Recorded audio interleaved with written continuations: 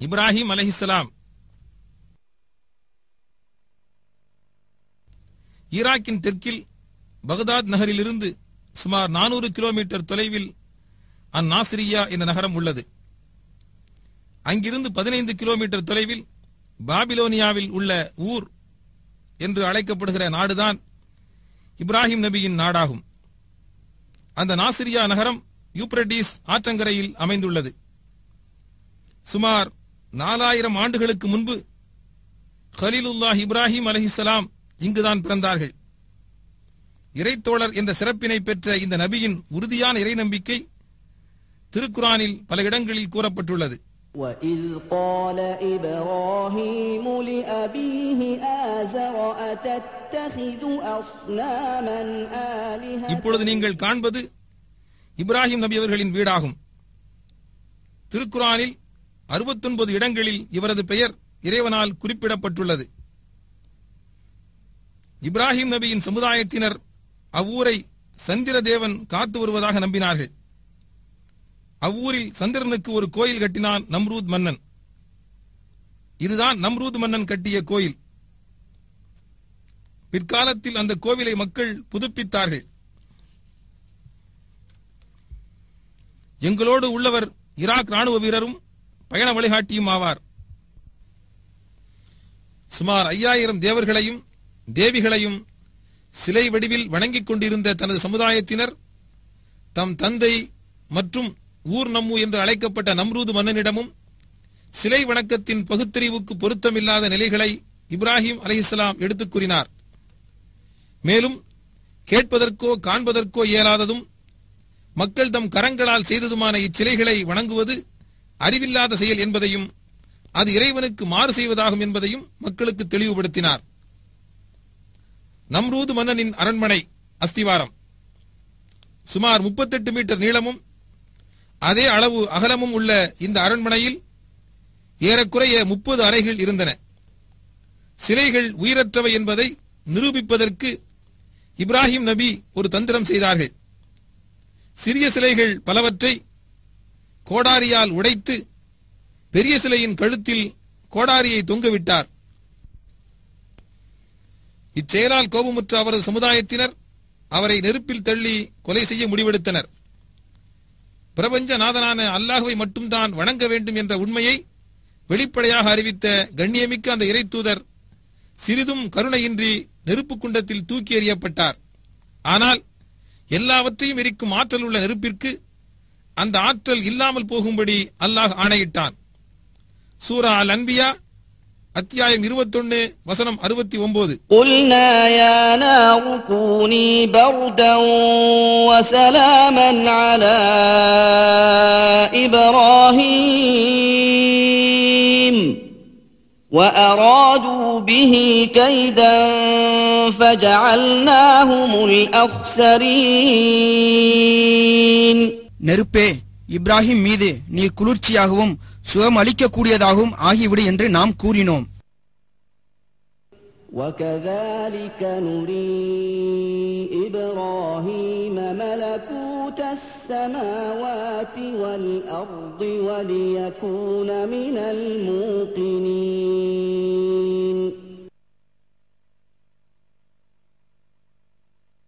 இப்ராஹிம் அலைஹிஸ்ஸலாம் தனது நாட்டையும் வீட்டையும் விடுத்து 1200க்கும் மேற்பட்ட கிலோமீட்டர் தொலைவை கரடுமுரடான பாதைகளை கடந்து பாலஸ்தீனத்தை அடைந்தார். இது அல் கலீல் என்ற ஹெப்ரான் பட்டணம்.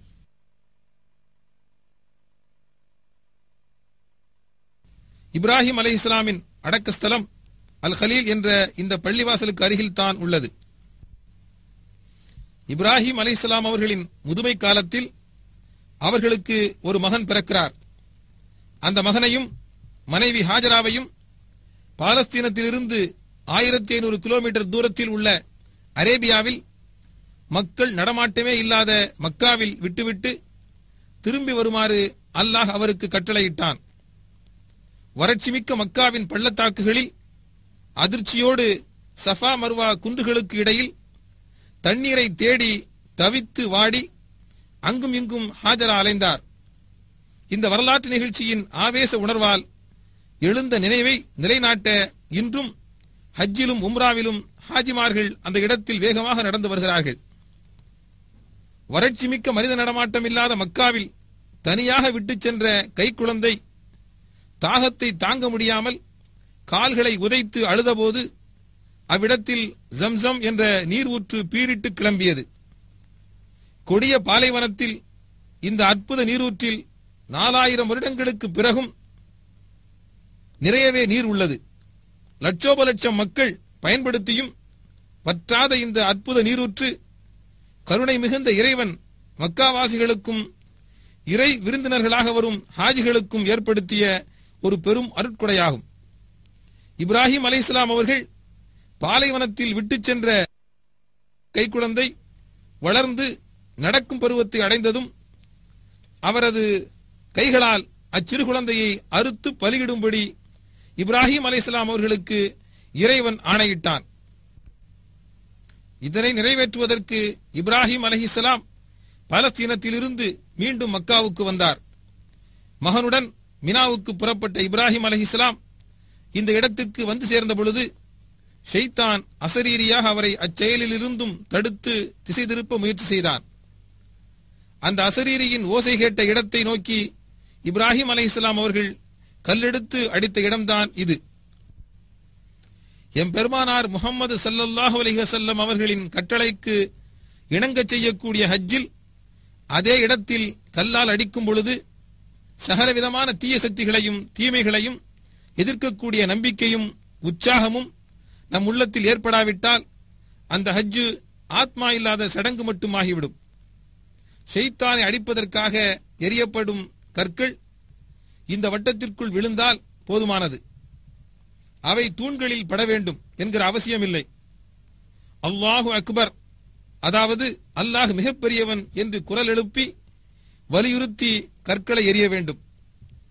மினாவில் கல்லெறியும் பொழுது ஹாஜிகள் தங்களுக்கு எல்லாவற்றையும் விட இறைவனின் பொருத்தம்தான் மிகப்பெரியது என்ற உறுதிமொழியைத்தான் கூறுகிறார்கள். இப்ராஹிம் அலைஹிஸ்ஸலாம் அவர்கள் தம் மகனை அறுப்பதற்காக தரையில் படுக்க வைக்கிறார். அப்பொழுது இறைவன் கூறினான், வேண்டாம் இப்ராஹிம், நீர் என் கட்டளை நிறைவேற்றிவிட்டீர். உம் மகனுக்கு பதிலாக ஒரு ஆட்டை அறுப்பீராக. அல்லாஹ்வின் திருப்பொருத்தத்தை அடைவதற்காக எதையும் தியாகம் செய்வதற்குள்ள மனப்பான்மையை உருவாக்குவதுதான் இந்த திருப்பலியின் நோக்கமாகும். இப்ராஹிம் அலைஹிஸ்ஸலாம் அவர்களின் மகன் இஸ்மாயில் அலைஹிஸ்ஸலாம் அவர்கள் வளர்ந்து வாலிப வயதை அடைந்ததும் அவர்கள் இருவருக்கும் காபாவை அதன் பழமையான அஸ்திவாரத்தில் இருந்து எழுப்பும்படி அல்லாஹ் கட்டளையிட்டான். உலக முஸ்லிம்களின் ஆன்மீக மையமாய் திகழும் இந்த இறை இல்லத்தை வலம் வருவது ஹஜ்ஜிலும் உம்ராவிலும் கடமையான செயலாகும். அலாஸ்கா முதல் ஃபிஜி தீவுகள் வரை விரிந்து பறந்து வியாபித்த விசாலமான இவ்வுலகத்தின் சுமார் 200 நாடுகளில் இருந்து பல லட்சக்கணக்கான மக்கள் ஹஜ்ஜை நிறைவேற்றுவதற்கு இந்த புனிதமான இறை இல்லத்தை நோக்கி வருகிறார்கள். மொழி, தேசம், நிறம், ஜாதி என்னும் வேறுபாடுகள் இல்லாமல் மஸ்ஜிதுல் ஹராம் என்ற இந்த இறை இல்லத்தில் தோளோடு தோள் சேர நின்று தொழக்கூடிய ஹாஜிகளைத்தான் நாம் பார்க்கிறோம்.